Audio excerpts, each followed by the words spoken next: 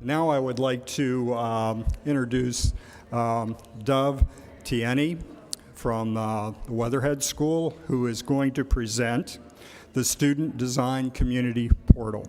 Dov? Hello. Hi. I think I'm going to do it informally because there are not too many people and I welcome interaction. Just a word about myself. I was here for about 7 years at Weatherhead, and now I'm a visiting and really happy to be here. During the time that since I finished Weatherhead and went back to Israel for personal reasons, I played a role of, I think, Mace, it's roughly what you did. I did in my university for 3 years, oversaw all the e-learning in the university, and then I moved on to chair a national committee in Israel appointed by the Minister of Education to oversee all e-learning in universities in Israel. So I have a little experience with e-learning, and I want to comment that I'm really impressed with the infrastructure that we have here. So without further ado, the title there, I Did It My Way, is not, of course, my way, it's the student's way. And the principle here is that students should learn through material that they know and they like. And that's roughly what I'm going to be showing you throughout this presentation. And I want to thank Linda for all the work, and Jeff, one of the students, is sitting back there behind. And what I'm going to do is I'm going to proceed, and you guys ask me questions, not at the end, throughout, and it will be a little bit more entertaining. So, it's a regular course. The course is about information technology in organizations. It's a School of Management, so what we're trying to do is to see how information technology can help in organizations. So, the focus is, as you see, it's on design, utilization, implementation of IT, and the impact on the organization. Topics, what I'd like to do right now is to give you a sense to make it a little bit more concrete so that later on the concepts that I talk about make more sense. So the topics that we cover are all kinds of topics, some that you recognize. It's an introductory course. It has a textbook. I follow very closely the structure of the textbook. Roughly each chapter I cover in a week, 2 meetings. The first meeting is more of a lecture. The second one is more of a discussion of a mini case. The students do that. There's a midterm. But what I'm here to talk about really is the project. The project is the centerpiece of the entire course. And what I'm going to show you is how the project uses information technology to demonstrate and assimilate these topics. So like any other course, there's a timeline and there's a syllabus. As I say, roughly every chapter is covered in 1 week. And now, what is this project? The project, by the way, evolved, and I saw the students, I saw the capabilities, I changed a little bit the project, and I'll show you what I mean by that. But basically, I came in with the idea that students create their own website on whatever they'd like to do, but there's one limitation. They do it by students, of course, for students in Cleveland. That's the only limitation that I imposed. And now I'll show you how the project is built. Of course, like any other project, there are milestones. The students need to meet the milestones. They work in teams. So if you look for a second, what you see here is roughly the milestones distributed along the semester. And it starts with a project selection. They can choose any project they want. One chooses nightlife in Cleveland, the other one restaurants in Cleveland, the third one sports and politics. Once I okay the project selection, they move on, and then you see initial website structure, business model, portal logo. There's a contest amongst the students, and they produce and select a logo, and we'll adopt that logo later on, and so on. It goes on and on. And I would say the climax is on the 29th, when the students begin to present in class their projects. We're going to be hosting a guest speaker, Denise Polverine. She's the Cleveland.com editor-in-chief, and she will, as a model to all of them, she will be telling them about Cleveland.com, but also responding to what they did. In a sense, the project that actually evolved is, I would say, a miniature Cleveland.com. I'm going a little too far, maybe. A miniature Cleveland.com for students. So, if you remember, there's I had a syllabus with a timeline, and basically, for each milestone in the project, they will have had to learn a particular topic, and that topic is input to that milestone. So they can't advance, of course, without reading and learning the materials. So again, let me just make it a little bit more concrete and show you what I mean by a milestone. So, for example, the first milestone, it's actually the second one when they already I've approved their project, and now what I'm doing is getting a feel for their initial concept. So what they do is they tell me about a model that they found themselves, and then outline roughly what they would like to do in this in their website. Another milestone is a business model. Each one of these websites has to produce behind it a business model that's viable. If it's a non-for-profit, it's a sustainable service. If it's for business, the students have to show me how they generate revenues and make this website a profitable website. That's the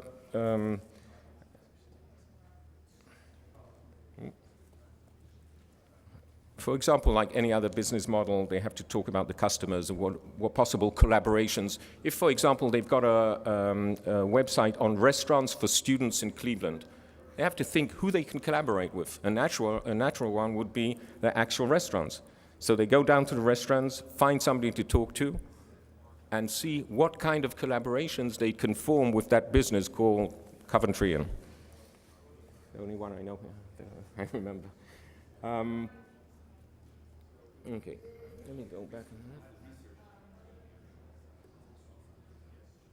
So I gave you a demonstration of several milestones. I won't go through all the milestones, of course, but there is another component that is worthwhile mentioning. Besides the teamwork, these are done in teams of up to 4 people in a team. There's also an individual assignment that's tied, of course, to the project. So in this individual assignment,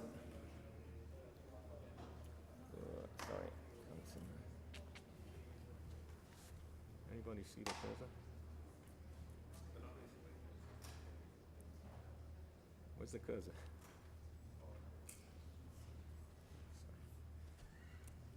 Sorry. Well, I can't get to it. There's an individual assignment. So let's say somebody chose restaurants in Cleveland. In addition to the design of that particular website, in addition to the design of the collaboration with people or in institutions in Cleveland, what they have to do is now individually go out there, and I give them certain sources of information. By the way, the library is very cooperative here, and if you invite them over, Kathy Wells came into my class and showed students where they can find information. I send them to these sources to find new technologies and think, what kind of technology could enhance, they haven't got these tools right now, what kind of technology could enhance this business, maybe some kind of RFID that could be linked to visitors to show if they went to one restaurant, what theater they went to later. Or if they went to one restaurant, where can they go from there to find transport back home.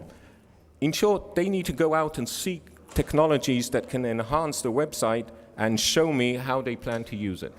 So that's an individual assignment. Packed together, And this is where I told you that the project actually evolved. I didn't know ahead of time what the capabilities are of the students. I came into the class and I was really impressed. Certain students are way up there. They've done some kind of computer science courses. What I did is I took those students, created what I call systems teams or portal teams, and these are teams that support and provide services to the other teams. These guys are way ahead of all the rest, of course, but in a sense, they are creating a certain model to the other students. And in that's a way that I can create some kind of peer-to-peer learning. So these students created a service, what I call a portal, and the portal, as you'll see in a minute, can integrate all these other little websites into one big website. We discussed it in class and talked about this issue of critical mass, for example, that the minute you have critical mass in the website, you will draw more students. If you don't have it, you won't. So these kind of concepts evolved dynamically throughout the course. The minute I saw that we have the capabilities, I pushed it even further. And now that we know, we have a feel for the concrete project, what I try to do here is to summarize the main, in terms of methods of learning, what we have here. I'm going to go through this very quickly and open it to questions. A, it's engaging. People who are into politics create a website on politics. People who are into music create a website on music. For them, it's fun. For them, it's doing something that they want to do and like to do. It's easy to assimilate the information. I don't need to talk to them about music. I need some kind of content. I skip that because it's content that they know, that they are willing to invest time and effort, so they run forward, and it's for them an easier learning task. Experiential, of course. I mean, everything they learn, they have to implement. It's peer-to-peer, as I said earlier. It's also teamwork, and that's important to us, especially in information systems. And there's that element that I told you earlier of individual expertise. The people who are good in technology run up with the technology to their limits and more. I mean, the guys are really sleepless nights for the technical team. The people who are into marketing and into other aspects of the content flourish with that. And of course, there's this issue of individual exploration that I asked them to go and explore things and try to implement that. So these are basic concepts. I do want to stress one thing. It's very much a real-world experience. First of all, there's this joint project development. Integrating, anybody into information systems knows that integrating is a big problem. One person creates a website on restaurants and creates it and calls the people who come in guests. The other one creates something about museums and calls them visitors. There's a problem of integrating. Even with a simple example, I show them what are the problems of real-world integration and development of systems. They need to organize the work for themselves. I tell them, look, you guys are a team.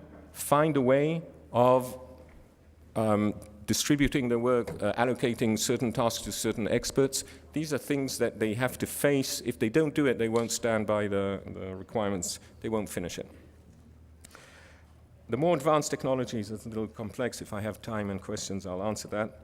But basically, what I find is that I need to keep the students back. They're running forward, and sometimes I need to keep them back, and that's an issue. And teamwork and individual expertise in individual assignment, as I said earlier, it's important, I think, to have a combination. I find some element of individual work, even if it's basically a team assignment. The resources, lots of resources, and this is a room to thank the school IT group. They're doing a marvelous work of support of providing the infrastructure. The case IT, similarly, are working with Blackboard and other facilities. Without that, it couldn't work. I'm involving the library, involving the Friedman Center. For example, I don't devote time in class to actually teach the tool. These are things that were done actually this weekend. The Friedman organized workshops on Dreamweaver. The students have to take them. It's in addition to the class and later use them, of course. And also other resources, for example, advanced course students, people doing an advanced course in another area, for example, my area, human-computer interaction, I get them to, for example, in this case, come and help people design design screens, etc. I also have one advanced student who is my real-time consultant, and any problem that comes in, it's not like a teaching assistant, but specifically for helping with the project. And let me finish with, this is what's emerging. If you want to know if this succeeded, you'll have to wait till the end of the semester. I'm midway, but this is where we're going.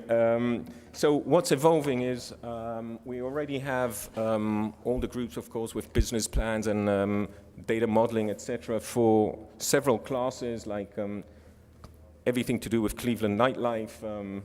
By the way, the most popular topic for students was food. Food, that's one. Everybody wanted to do on food, either takeaway or restaurants, or food. I had to divert them a little bit. I said, well, anything but food, restaurants, no, that's taken. So things that evolved were Cleveland nightlife. That was the second most popular. Everybody didn't get the food, wanted to do the nightlife. And then museums, music, sports, politics, etc. Under these, and then there's, of course, the portal that takes everything together and creates a miniature Cleveland. And that you can realize why it's going to be so important to have Denise, the editor-in-chief of Cleveland.com, come and kind of create the atmosphere of finishing the course. This is the logo that won. I personally think it's a very impressive one. So this is the logo that's going to be up there on all the pages with certain additions for each particular page. Cleveland College, one of the students won the prize. This is, and now I'm just giving you a feel, this is the template that I asked students to follow, so that there's some consistency, but a lot of room for also their own creativity. So, for example, they'll all have to have the menu items on the left-hand side. Some people want it on the right, I say no, left. That provides some kind of consistency, but look, leaves them a lot of room for creativity. And the portal system will provide them with all kinds of functions that they would find it difficult to do, like a log-on facility, etc. And here, and this is the portal. Jacob, that's sitting on the very back, provided it today, this morning, actually. So you see the logo, and you see on the left-hand side the navigations. Each one of those will open up to a particular website that aren't there yet. It's all on paper, and that will roughly be the scope of the project. Thanks. Questions? Thank you. Well, you're all invited to later on to a more detailed presentation if you want at the very end near the room. Thank you.